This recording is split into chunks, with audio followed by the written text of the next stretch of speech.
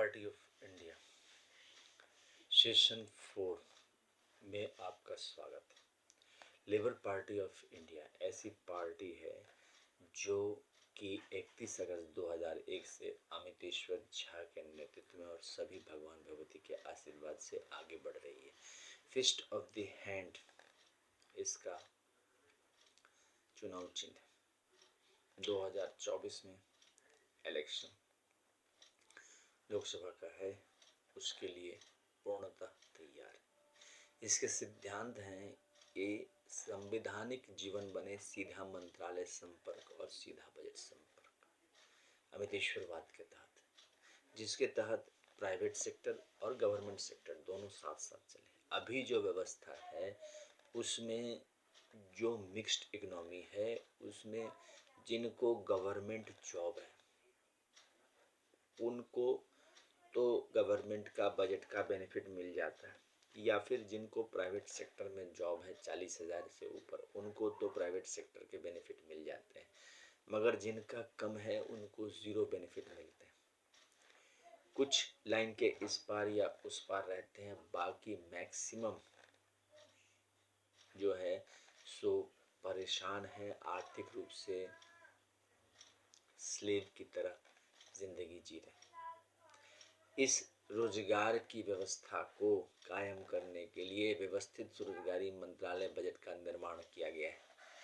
जिन देवी देवताओं के आशीर्वाद से ये आगे बढ़ रहा है वो ये शिव पार्वती मंदिर डॉक्यूमेंट्स, जिसको हम कहते हैं त्रिशूल मांग में सिंदूर, जिसको राष्ट्रपति भवन नंबर 1 कहा जाता है। राष्ट्रपति भवन नंबर 2 में विष्णु लक्ष्मी राम सीता कृष्ण राधा अमिताभ, जितने विष्णु लक्ष्मी मंदिर हो गए, चक्र मांग में सिंदूर रूप में विष्णु लक्ष्मी रूप में आता है। तीसरा हो गया ब्रह्मा सृष्टि ISBN सर्टिफिकेट। ये देखिए ट्रूथ ओनली टर्म्स किताब है, इसका ISBN सर्टिफिकेट है 8190186402X और कॉपीराइट नंबर है 954/03/08।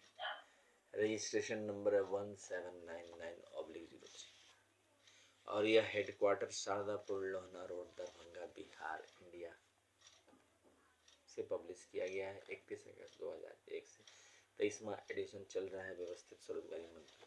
तो ISBN सर्टिफिकेट मंदिर को लेकर ब्रह्मा सृष्टि कमंडल मांग में सिंधु त्रिनेत्र वर्मलियन मार्क्स सिग्निफाई करता है आदिशक्ति जगदम्बा को, जिसके तहत आदिशक्ति जगदम्बा का जो मंदिर है उन सब को लेकर राष्ट्रपति भवन नंबर 5 में प्रत्येक स्वयं वर्षकृत भगवान भगवती का जो वर्षकृत है, जिसमें सभी देवी देवताओं का जिक्र है, वो आ जाता है। और गवर्नमेंटेश्वरी में जो कानून 15 अगस्त 1947 से राजनीतिक आज़ादी के रूप में बनाए गए। ध्यान रखा जाए कि आर्थिक आज़ादी आपको नहीं मिली है, जिसके कारण आर्थिक रूप से आपको संकट है, और वह संकट का निवारण अमितेश्वरवाद है, वह त्रिशूल है जिस पर व्यवस्थित स्वरोजगारी मंत्रालय बजट का निर्माण किया गया। और व्यवस्थित स्वरोजगारी मंत्रालय बजट स्व आय स्व काम स्व मत स्व आस्था स्व शिक्षा प्रमाण पत्र को जन्म देती है, और इसी के चलते Labour Party of India fist of the hand के साथ काम कर रही है। हमारा जो सेशन है 1 से लेके 100 इंग्लिश में यूट्यूब पर organise self employed ministry budget of India session के रूप में अपलोडेड है। 101 से 200 हिंदी में, 201 225 मैथिली में, 226 से 300 इंग्लिश में, 301 से 400 हिंदी में, 401 से 500 मैथिली में और 501 से 700 इंग्लिश में, 701 से 900 हिंदी में और 901 से 1100 मैथिली में अपलोड है। व्यवस्थित स्वरोजगारी मंत्रालय बजट के चैनल को सब्सक्राइब करें और शेयर करें। 145 करोड़ आबादी है, और अगर आप ट्रस्ट जनरेट कर लेते हैं, हम लोगों का जितना भी व्यवस्था है वह दस्तावेजी व्यवस्था है। आपके जीवन में आपको per day physical credit veg संवैधानिक तौर पर हम लोग लाते हैं। जैसे आर्थिक आज़ादी 15 अगस्त 1947 से पहले के लोगों ने सपना देखा और राजनीतिक आज़ादी हमें दिलाई। आज के डेट में इलेक्शन कमीशन ऑफ इंडिया बना हुआ है, 18 वर्ष पर आपको वोटिंग का अधिकार मिल जाता है, आप सरकार चुन लीजिए। मगर ध्यान रहे, एक बार सरकार चुनने के बाद डायरेक्टिव प्रिंसिपल के तहत वो काम करती है कि आपको पैसा दे अथवा न दे, और जो नीति है वो डायरेक्ट वेलफेयर की नीति नहीं है। हमारे यहाँ ऐसा नहीं है। सरकार चुनने के बाद, लेबर पार्टी ऑफ इंडिया के सदस्य चुनने के बाद फिजिकल क्रेडिट टेबल संवैधानिक व्यवस्था बना रहे। एक अनपढ़ आदमी जो पढ़ा लिखा बिल्कुल नहीं है, कभी स्कूल कॉलेज नहीं गया, ओ आई क्षत्रिज्ञों ABCD XYZ कोई भी भाषा नहीं जानता है, per day physical credit veg 165 रुपया है। उसकी व्यवस्था हम लोग जो है एक ऑफिस, व्यवस्थित रोजगारी मंत्रालय बजट के ऑफिस में करते हैं, जिसमें 365 सदस्य होते हैं क्योंकि एक साल में 365 दिन होते हैं। अगर लीप ईयर हो 366 सदस्य। अब कोई ट्रांसफर करा लिया तो फिर नेक्स्ट 365 सदस्य आ जाते हैं। उसका एक ब्रांच मैनेजर होता है। काम का जो प्रक्रिया है वह यह है कि आपको 7 दिन के मेजरमेंट के हिसाब से काम दिया जाएगा। जैसे अगर खेत ही को जोतना है तो आपको 7 दिन में कितने जोते जा सकते हैं, एक मेजरमेंट बना हुआ है जो कि कानूनी मेजरमेंट है, जिसको आप सुप्रीम कोर्ट में भी चैलेंज कर सकते हैं। और उतना ही काम आपको करना है, बस उससे ज़्यादा कुछ भी नहीं। क्योंकि हम लोग डबल सैलरी व्यवस्था में कायम रखते हैं। डबल सैलरी व्यवस्था का मतलब हुआ कि आपका जो अभी का जो संविधान है प्राइवेट सेक्टर के तरफ ठेलते जा रहा है, क्योंकि न्यू इकोनॉमिक पॉलिसी जो आई है उसके तहत इनफॉर्मलाइजेशन, जॉबलेस ग्रोथ और कैजुअलाइजेशन यही मेरिट्स रह गए हैं। ऊपर से आपको फिटफाट, नीचे से मुकामाहट वाली स्थिति है। मतलब ऊपर से आपको दिखेगा कि सब सब सब सही है, नीचे लोन में दबा हुआ पैसा लेकर सब अपने दुनिया को जी रहे हैं। तो जिनको सत्ता का बेनिफिट है, अब जैसे हम लोग, जैसे लेबर पार्टी ऑफ इंडिया का सत्ता का बिल्कुल बेनिफिट नहीं है। मतलब कि सिर्फ जो है इलेक्शन कार्ड है जिस पर वोट दिए, अपना काम किए। तो इसके तहत आपको जो है 165 रुपया आपको मिला per day physical credit veg. अब आपको जो है संवैधानिक तौर पर organise self employment ministry budget के तहत सरकार का अभी भी कानून है, हम लोगों ने इस कानून को नहीं बनाया है। ये जो परिवार है, छठा परिवार है, ये जो छठा परिवार है गवर्नमेंट इस टाइम जिन्होंने सरकारी कानून बनाया है आर्थिक आज़ादी लेकर, कि जो एम्प्लॉयर्स होता है वह PF का 50% वन साइड कंट्रीब्यूट करता है और एम्प्लॉय कंट्रीब्यूट करता है। अब यहाँ पर हम लोगों ने जो कानून बनाया है व्यवस्थित स्वरोजगारी मंत्रालय में कि 5 स्तंभ है, pension, gratuity, provident fund, dearness और मिनिस्ट्री बेनिफिट, ये 5 स्तंभ है।